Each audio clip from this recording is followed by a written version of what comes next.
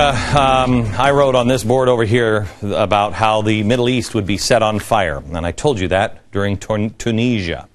Well, let me give you an update now. A bomb struck an Israeli bus stop in Jerusalem early this morning. One woman was killed, more than 30 others were injured. This was the first major Palestinian attack in the city in years, and it is going to get worse. They are poking Israel. They want them to respond. Over in Syria, forces opened fire on protesters, killing at least 15 people. Why don't we have a no-fly zone there, too?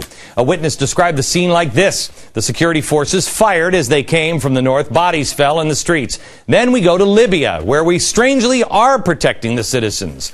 This is a country that is in trouble, and I fear is going to make England, France, and the U.S. look bad. I wonder if that was intentional. Because at the same time we go in and we protect, which I'll get to here in a minute, just the innocent citizens of Libya, the same weekend, the German magazine Der Spiegel comes out with a story of rogue soldiers in the U.S. Army. Is it a coincidence? I'm sure it is. I'm sure it is. But the good news is there are certainly no extremists in Germany, right? No Islamists to get all riled up. Oh, no, wait. We just lost two American airmen in Germany recently when an Islamic terrorist gunman opened fire on a bus full of U.S. Air Force personnel outside of Frankfurt's airport, killing two, wounding two others. And now, coincidentally, when Germany says, no, they don't want to go into Libya, but France, U.S. forces, air forces, go in to Libya. Isn't that weird? At the same time, we get these kill team images. We get these images from Der Spiegel. Now, a senior NATO official says these images could be worse than anything that came out of Abu Ghraib. Why? Because there's something here. And according to Der Spiegel, quote, the United States and NATO are concerned that the reactions could be intense to the publication of these images of alleged killings committed by U.S. soldiers in Afghanistan. At NATO headquarters, there are fears now that the coming days could see angry protests in Afghanistan or even potential attacks against NATO units. Is it also surprising that Germany is pulling their forces out of this NATO action? Despite all of this, we know that 99.99999% of all American troops are good, decent, caring individuals. The best and the bravest that humanity has to offer, not just America. This story is going to be spun as though this is the way we party with dead people. That Americans are racist and hateful and murderous animals. We are not. But that is going to be taught all over the world. And it starts in Germany. And it will set the Islamic world on fire, most likely in Europe and Germany. This could absolutely make Americans pariahs and further destabilize not only the Middle East, but Europe. Also on the Libyan front, remember the story last week where Muammar Gaddafi declared that these rebels weren't just ordinary citizens, that they were Al-Qaeda terrorists. And he asked, what would the terrorists do if America took an American city? They do. Well, we have this interesting tidbit now from Time magazine. The Obama administration knows that Al-Qaeda is active in Libya.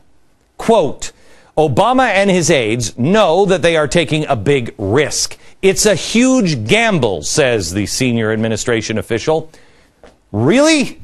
The administration knows, for example, that Al-Qaeda, which has active cells in Libya, will try to exploit the power vacuum that will come with a weak or ousted Gaddafi. That's exactly what we said would happen. Time mentioned that we may actually be helping the terrorist with this air campaign. After all, if Al-Qaeda is there, wouldn't it be safe to assume that they are fighting against Gaddafi for power and control right now? A senior member of Al-Qaeda said this about the uprising, quote, the Libyan people have suffered at the hands of Gaddafi for more than 40 years. He's used the Libyans as a testing ground for his violent, rambling, and disgusting thoughts. He also stated, he warned, that retreating will mean decades of harsher oppression and greater injustices than what you have endured, end quote. They are clearly not fans, those people of Al-Qaeda, of Gaddafi. Could Gaddafi have been telling the truth? Yes, he could. And no, Gaddafi is not a good guy. even though there are those in this country who think he is, and with Cass Sunstein and George Soros' help, tried to convince people that he was. There are people that have warned this president not to mess with him. Who was that said that? There is no good solution to this situation at this point. First of all, we waited too long to take any kind of action. We waited until it became a huge mess. Then we waited for the UN approval. We didn't even ask our own Congress, which is unconstitutional. I understand that with a no-fly zone, you have to take out the anti-aircraft guns and the surface-to-air missiles and maybe the radar stations, but since when do we take out tanks and tents to enforce a no-fly zone? There are people that might think that we're making a big mistake here. But is it a big mistake? I mean, for the cynical people, because the more cynical people might be wondering, is this being done on purpose? Is there a reason to entangle us in a mess like this? When we come back, I'm going to show you something from a past president who warned us, you will pay. I'll show you how we'll pay from the past in the mid-1980s.